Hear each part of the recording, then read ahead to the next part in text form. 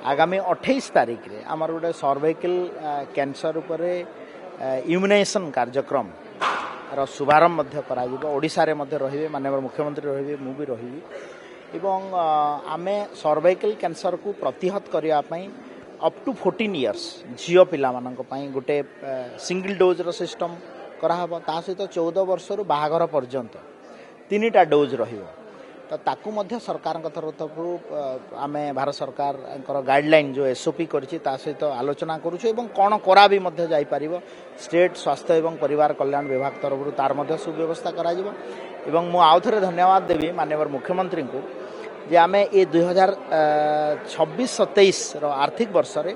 आमे गोटे नुआ योजना ओडिसा रे आरंभ करूछु सेटा हला मुख्यमंत्री कर्कट चिकित्सा अभियान जो थरे कि 311 कोटी टंका आमे प्रावधान रखिछु एवं ओडिशा प्रदेश रे सर्वाइकल कैंसर हो ब्रेस्ट कैंसर हो